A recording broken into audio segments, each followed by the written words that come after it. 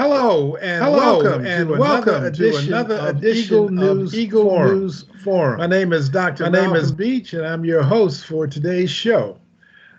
Today, we're going to talk a little bit about doing business in Africa.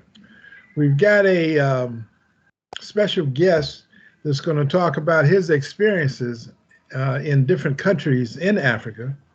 And also, I wanted to talk to you a little bit about a conference that was held last week in Atlanta, Georgia.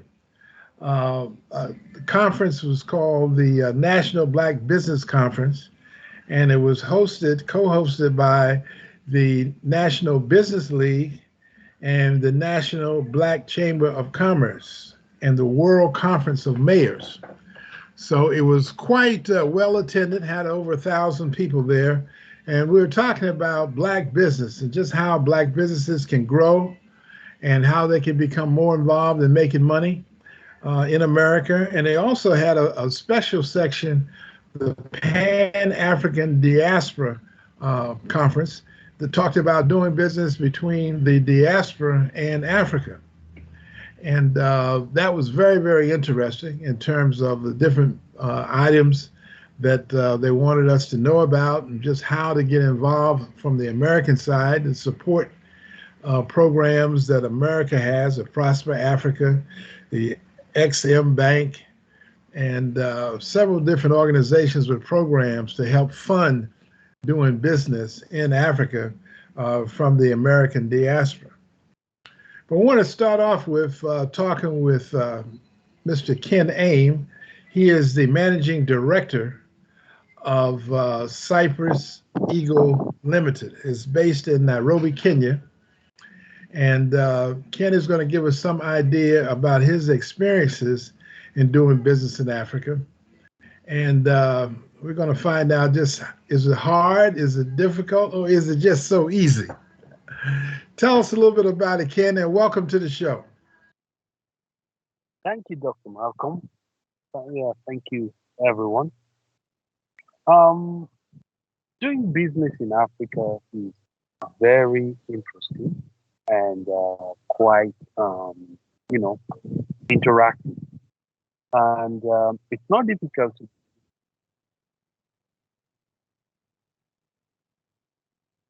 and it is not difficult doing business in Africa. All you have to know is how to do your entry. What are your entry points? Identify the field in which or the area or your area of interest or expertise, and you're good to go. Um, Africa is diverse. We've got lots of businesses, new and ongoing businesses. We got all manner of raw material, and opportunities for business, be it in the service industry or be it in the manufacturing industry. So we'd like to welcome anybody and everybody who's willing and able and interested in doing business in Africa to come over to Africa and be able to do some business and make some money. Yeah, one of the items that many countries are beginning to look at, they talk about remittances a great deal in most countries where the diaspora actually sends money home to their family members. And that amount of remittances now has exceeded the total amount of foreign direct investments throughout the whole continent. So it turns out that the greatest input economically to the continent is the diaspora. So many people are wondering what it would take to get the same group of people to begin to invest in business operations in Africa. And that's one of the things that we need to talk about. What do you think would make it easier for the diaspora to invest in Africa? What do the Africans have to do? That's what I'm asking the question. What do the Africans have to do, both government and non-government, private sector? Well, what is happening is that we have a situation whereby there is not enough information on the business opportunities that are available in Africa.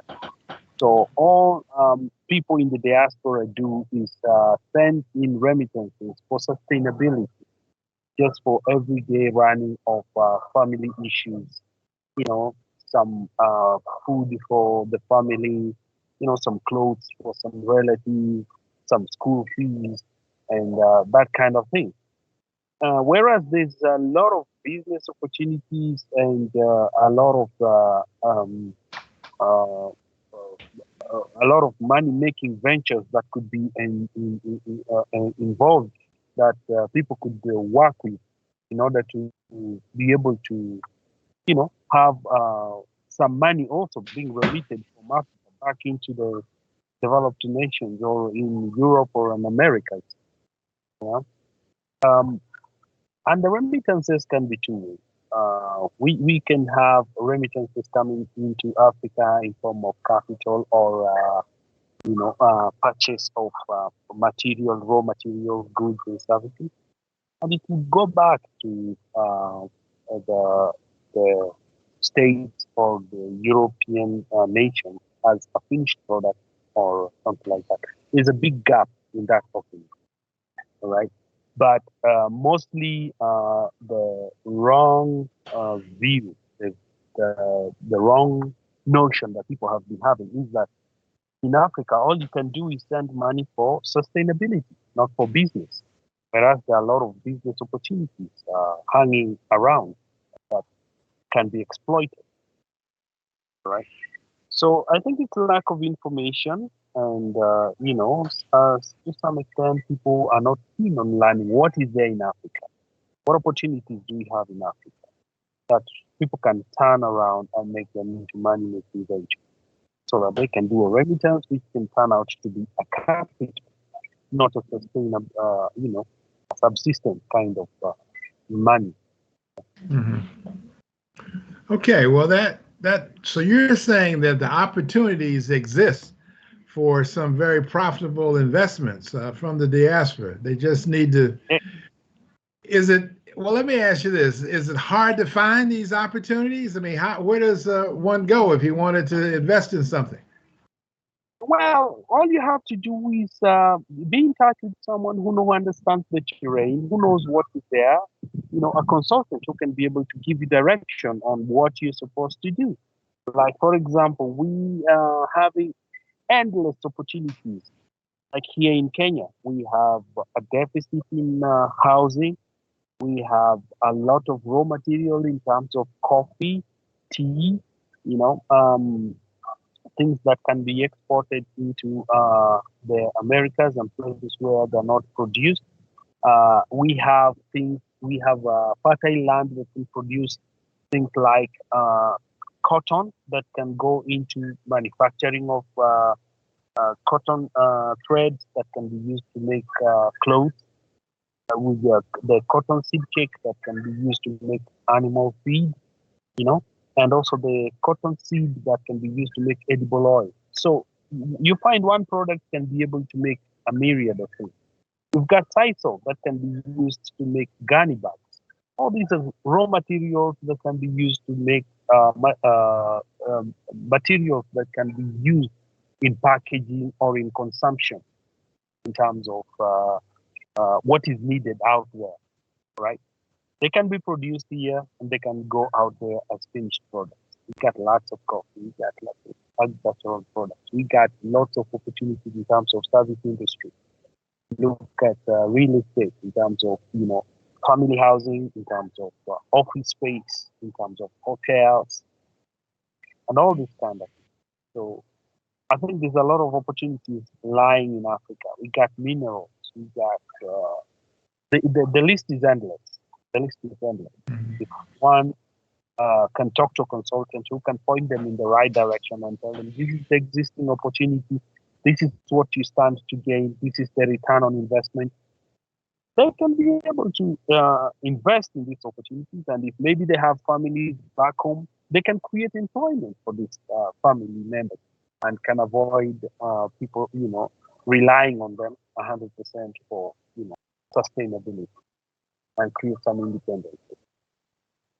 Yeah, no, that sounds very good. I mean, a lot of people want to do more, but they just don't know what to do. And what you were saying about real estate is quite interesting in the fact that, like you said, there's a big backlog of housing in most countries in Africa. I think in Kenya is somewhere around 250,000 backlog where they say they want or they need more housing, more affordable housing for the residents and citizens of Kenya.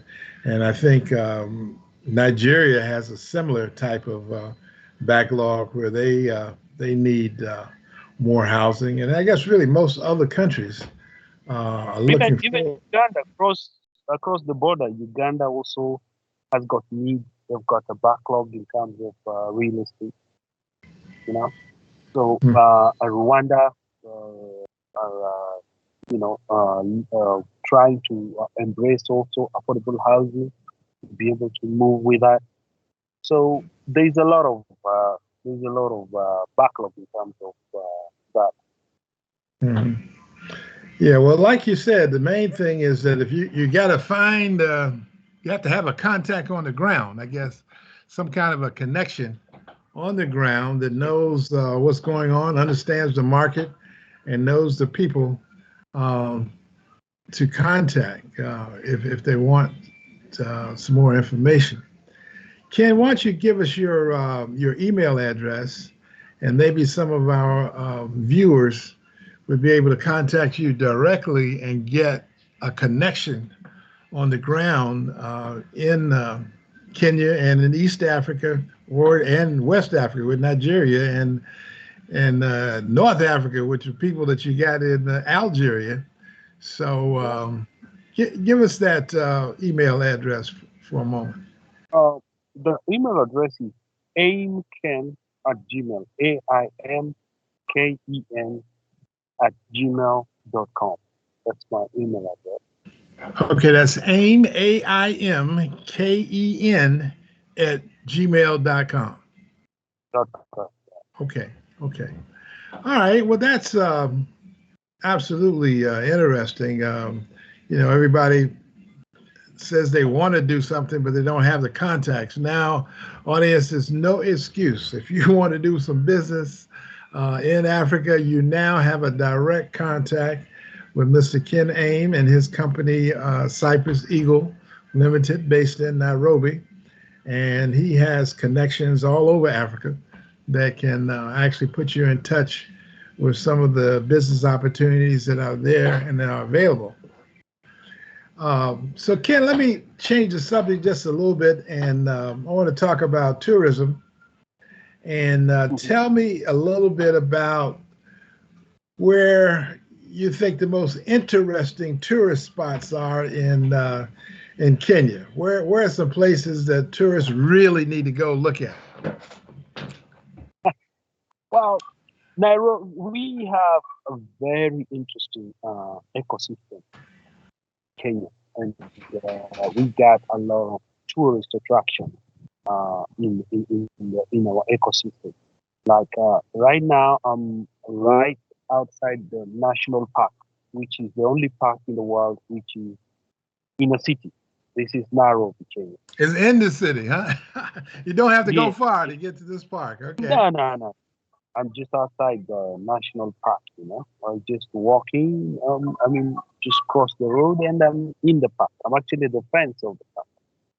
And we got the Masai Mara, which is got, which spreads over to the Serengeti on the other side of the East African region, which is Tanzania side. There we have what we call the Masai Mara National Park, where we have the Mara River, which has got the great crossing. The great animal migration happens there every day. Every year, I think it's between July, August, something. October, September, October there. We have the great crossing in Amboseli. We got what we call the Kilimanjaro, which is in Amboseli. Amboseli is about 120 kilometers out of Nairobi. So that's a very interesting place that you can see. And then you go down to the coast, Malcolm's Mm. favorite place, Mombasa. Mombasa, we got three or four different areas. We got the Mombasa area, we got Diani, we got Watamu, and Lamu Island. These are all places that you can visit. You can invest in what we call holiday homes. Hmm. Okay. Well, Ken, it looks like we got a little technical difficulty here. But what Ken was saying about Kenya and its neighboring country, Tanzania, there's a lot of different opportunities for fun, whether it's climbing the mountains at Kilimanjaro or watching the animals migrate in the Masamara. And welcome back, Sorry, Ken. I was just reviewing some of the comments that you made about what's available in Kenya. And then we were talking yes, about the ocean, the seashore. Everybody likes the water.